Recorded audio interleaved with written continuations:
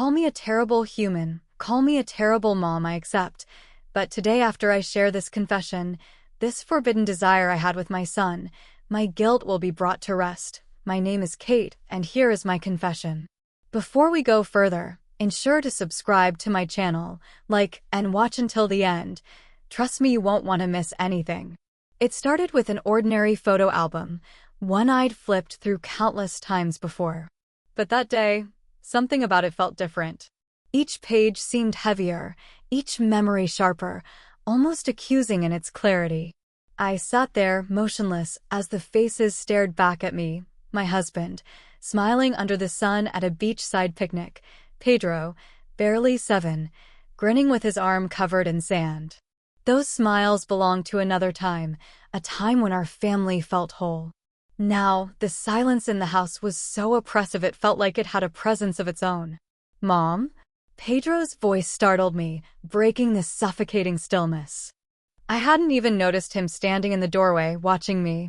At 19, he wasn't a child anymore, but in that moment, his expression carried the same concern he'd shown me as a boy when I scraped my knee or burned dinner. "You've been sitting here for hours," he said softly. "Let's go for a drive. You need to get out of here."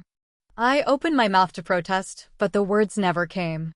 Instead, Pedro walked over and wrapped his arms around me, the strength of his hug steadying me in ways I hadn't realized I needed.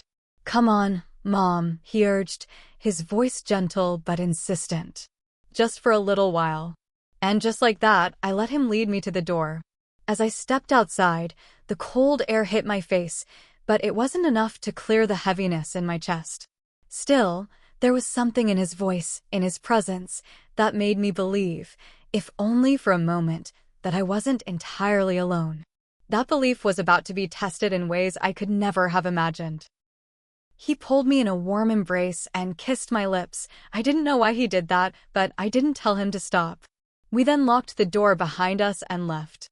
I always thought grocery shopping was one of those tasks I could manage on autopilot.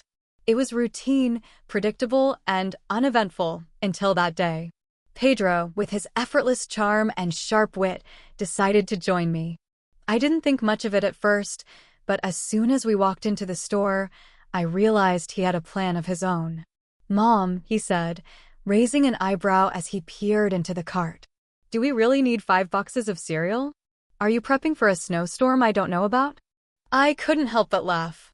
"Pedro, it's called being prepared," I retorted, adding a bag of chips to the growing pile.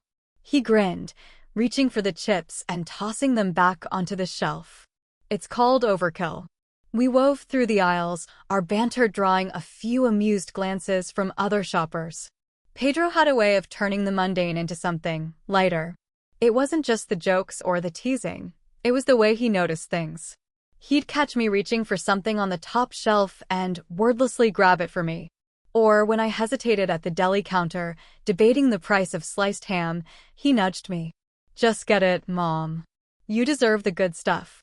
As we left the store, juggling more bags than we probably needed, I fumbled with the keys. The bag slipped, and before I could react, Pedro caught them with one hand and slung his other arm around my shoulders. "I've got this, Mom," he said with a smirk. I paused, looking at him, and in a moment of gratitude, I hugged him tightly. "Thank you, Pedro," I said softly. He hugged me back, his voice steady. "Always, Mom." That hug was more than comfort. It was a reminder that even in small, everyday moments, he was my anchor. I remember that evening vividly, though I wish I didn't. It had been 2 days since Pedro and I had spent the day together, driving across the city, laughing more than we had in months. For the first time in a long while, I felt lighter, as though the weight of my husband's absence had been momentarily lifted. Pedro had a way of making everything seem simpler, even when I knew it wasn't. As the sun dipped below the horizon, painting the sky in deep oranges and purples, we began our drive home. The streets were quieter than usual, and the hum of the engine filled the car as we talked about everything and nothing. Then, out of nowhere, flashing lights appeared in the rearview mirror. My heart sank. "Pedro," I whispered, my voice trembling. "Why are they pulling us over?" He glanced in the mirror and calmly eased the car to the side of the road. "It's fine, Mom. Don't worry," he said, his voice steady. The officer approached, and I could feel my hands shaking as I reached for my papers. My thoughts raced, imagining every possible thing that could go wrong. My fumbling only made me more nervous. Pedro noticed and gently touched my arm. "I'll handle it," he said softly. He spoke to the officer with a calm confidence I hadn't seen before. His tone was respectful, his words measured. After what felt like an eternity, the officer returned our documents, wished us a good evening, and walked away. Pedro pulled the car back onto the road, but after a few minutes, he stopped at the side. He turned to me, his expression full of understanding, and pulled me into a hug. "It's okay, Mom. Everything's fine now." In that moment, I realized just how much I leaned on him and how much he'd grown. As soon as we got home, he kissed me yet again. I pulled back and looked into his eyes. "Pedro, stops, I'm your stepmom, we shouldn't be doing this." But he kept quiet. The house was quiet that night, far quieter than I was used to. Pedro and I had just finished watching an old family movie, one of those we'd watched a dozen times before when his father was home. The credits rolled, the faint hum of the television filling the stillness as I sat there, lost in thought. The memories from the movie felt closer than they should have, like echoes of a life that seemed impossibly distant now. Pedro was sitting beside me, stretched out comfortably on the couch, his attention wandering as if he could sense the weight of my silence. I hadn't said much since the movie ended, and he didn't push me to talk. That was one of the things I admired most about him, his ability to give me space when I needed it while still being close enough to remind me I wasn't alone. After what felt like forever, I finally spoke. My voice was softer than I expected, almost a whisper. "Pedro, it's been so hard without your dad here. Some days, I feel like I'm barely holding on." I hadn't planned to say it, but once the words were out, I couldn't stop. I told him how lonely I'd felt, how grateful I was for his presence, how much his kindness and support had meant to me. Tears stung my eyes as I leaned in and kissed his forehead, a simple gesture that held all the gratitude I couldn't put into words. Pedro wrapped his arms around me in a warm hug. "You don't have to thank me, Mom," he said softly. "I'll always be here for you." In that embrace, I felt a sense of peace I hadn't known in weeks. It was the kind of moment that reminded me how strong our bond had become, even in the face of so much change. He then tried kissing me again, but this time, I didn't say no. Yes, he was my son, but tonight I looked at him as a man. He cupped my face in a kiss, and I responded. "It's been too long, and I needed this touch." He then proceeded to my waist and pulled me in much closer. I felt sweet sensations all over my body. In a flash, he went down on his knees and gave it to me. I was pleased. I returned the favor. I slowly pushed him onto the cushion. By now he was pretty hard. I was shocked by what I saw. I then lowered myself on it. I was losing my mind. Yes, this was wrong, but we did it anyways. He looked into my eyes and said, "Mom, I love you so much." I replied with a kiss and said, "I love you too, Pedro." The next day, I stood in the kitchen, sunlight filtering through the curtains, casting soft patterns on the counter. The familiar sizzle of eggs frying in butter filled the air, but my mind wasn't in the moment. It had been weeks since my husband left for peacekeeping, and though I'd tried to hold it together, it was Pedro who had become my quiet pillar of support. He noticed things, my silences, the weight in my voice, the moments when I tried too hard to pretend everything was fine. Pedro had been there in ways I hadn't expected, filling the void left by his father's absence with a patience and steadiness that belied his 19 years. From taking over little chores I usually managed alone to simply being present during the loneliest hours, he had kept me afloat without saying much at all.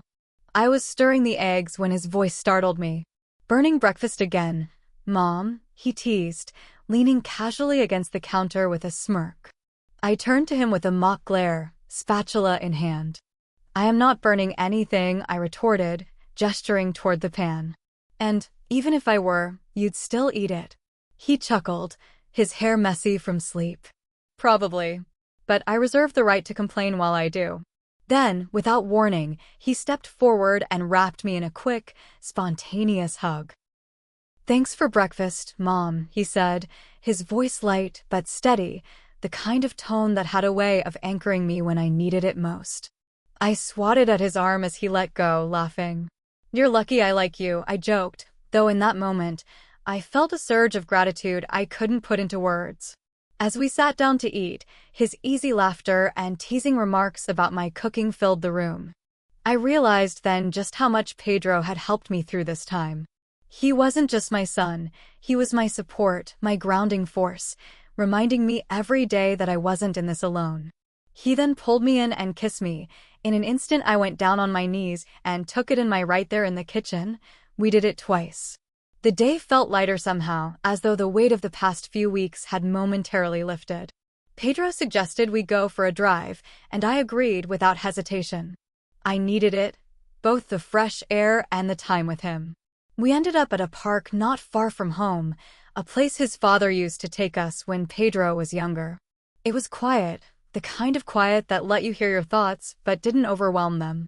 We walked along the trail, the crunch of gravel underfoot marking our steps. Pedro was the first to speak, asking about plans for the future. It was such a simple question, but one that held so much more weight now. I told him about the things I'd been thinking, small changes around the house, goals to keep me busy until his father returned. He listened intently, nodding, offering his thoughts in a way that reminded me just how much he'd grown. When the conversation turned to him, I couldn't help but smile. He spoke about his own goals, his plans to focus on school, and how he wanted to be there for me. "We've got this, Mom," he said, his voice steady. As the sun began to set, painting the sky in shades of gold and amber, we headed back to the car. I stopped before opening the door and turned to Pedro. "Thank you," I said, my voice soft but full of emotion. "For everything. No matter what, we'll face it together." I pulled him into a hug, holding on just a little longer than usual. It wasn't just a gesture, it was a promise, a reminder that even in the hardest times, we had each other. And for the first time in weeks, I felt hope, not fleeting, but real. But what do you think? Was leaning on Pedro so much the right thing to do, or was it unfair to him? If you were in my husband's shoes, what would you say? Let me know your thoughts in the comments below. Don't forget to like and subscribe for more betrayal confessions like this one. Your perspective matters here.